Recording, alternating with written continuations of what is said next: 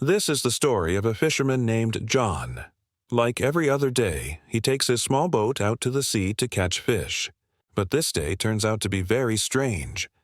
Suddenly, a thick fog surrounds him, so dense that he can't see anything ahead.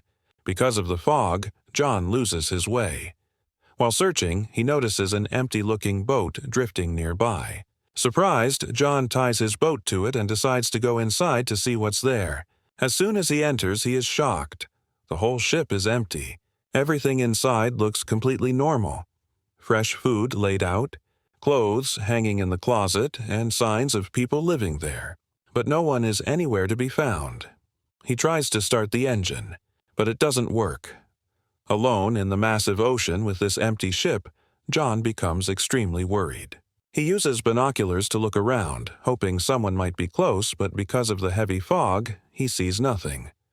Tired, he goes to the control room and turns on the radio to call for help. He sends out a distress message. After that, he decides to return to his small boat. But when he steps back outside, his boat is gone. Even though he had tied it tightly, now he is even more terrified. After some time, the fog clears. John can't understand what is happening. With no choice left, he goes back inside the ship and begins searching maps to find a way out. The biggest problem was that the ship's engine wasn't working.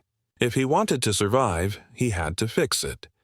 He searches the entire ship for a toolbox and, after a lot of effort, repairs the engine. Once it starts, he feels a little relief. The ship begins to move, and slowly he starts figuring out the direction. But the danger is not over. He tries contacting through the radio again, but still gets no response. Everything remains a mystery. Later, while peeing into the sea, someone suddenly pushes him from behind. John falls straight into the water. Luckily, he catches a reel and stops himself from drowning. The pressure of wind and water is so strong that climbing back up is difficult, but slowly and carefully, holding the reel, he manages to get back onto the ship. Once on board, he heads toward the restroom. The moment he enters, someone slams the door shut from outside. At first, John thinks it might just be due to air pressure, so he ignores it. But when he tries to leave, he finds the door is locked. Panicking, he tries everything to open it, but it won't budge. He takes a coin from his pocket and tries to open the lock, but nothing works. He realizes he is not alone. Someone else is on the ship. Someone he cannot see, but who is constantly watching him and playing with him. He screams for help, but no one responds. Then he opens a bathroom cabinet and sees blood inside. His heartbeat races. Despite the fear, he gathers courage, grabs a pair of scissors, and tries to open the lock. But the door still won't open. Suddenly, the ship begins shaking violently as if something horrible is about to happen. John freezes in fear. His eyes fall on a small window above. Hands trembling, he looks outside, far away. He sees a huge cargo ship rushing straight toward him. Within moments, he realizes it is heading directly at his ship. Now, he has just one goal: survive. He waves his shirt frantically in the air, hoping someone on the cargo ship will notice him. But no one does. His eyes then catch a rope hanging near the window. A thought flashes in his mind. Maybe he could use it to stop the ship. He throws the rope, hoping it will get stuck in the ship's propeller and stop it. But things get worse. The rope gets tangled in the fan and loops around his neck. He starts choking. Barely alive, he uses a tool and somehow frees his neck. Because the rope jammed the engine, the cargo ship slowed down, but it was not enough. It still collides with his ship.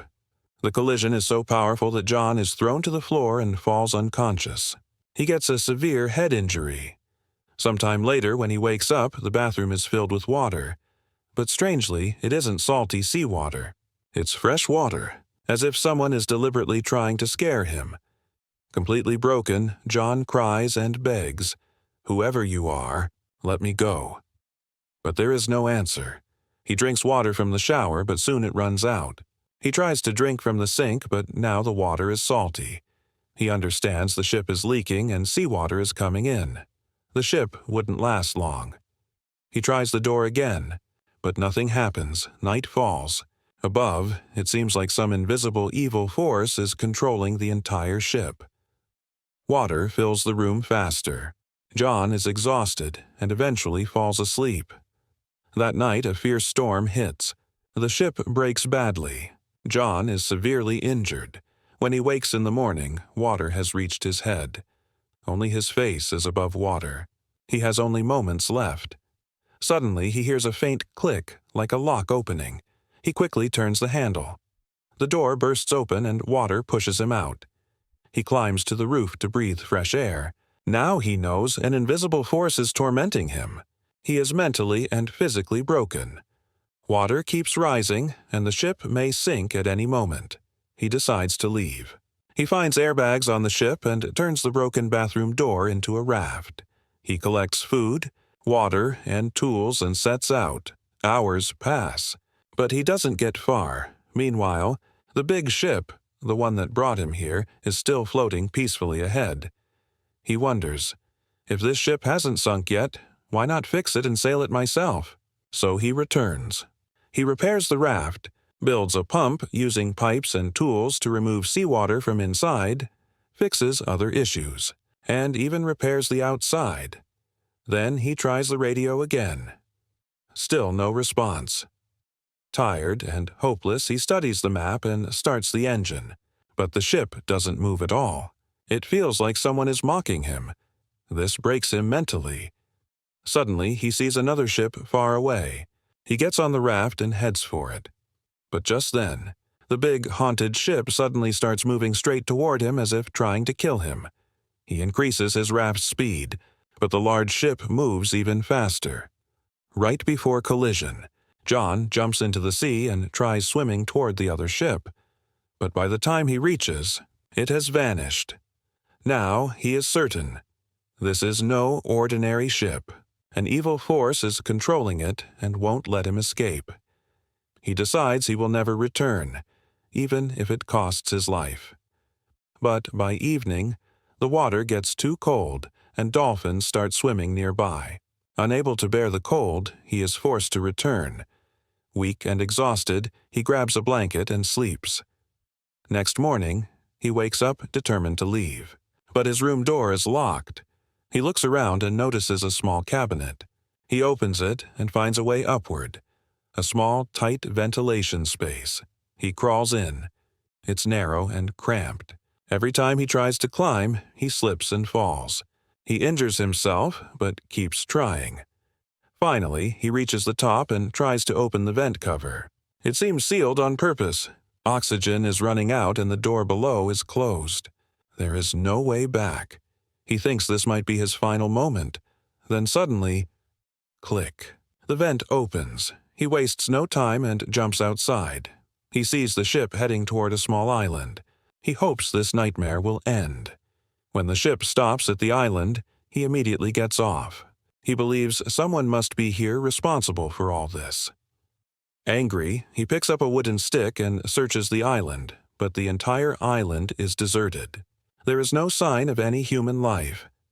Filled with fear and anger, he walks to the other side of the island and is shocked. It is the exact same place where his journey began. His old boat is still tied there. Everything looks exactly the way it was, as if nothing had ever happened. John is in disbelief. He cannot understand whether all this was real or just a nightmare. But everything he went through felt real. How did that ship return here? And what was the truth behind that island? These questions still remain unanswered. If you enjoyed this story, like the video and subscribe to the channel.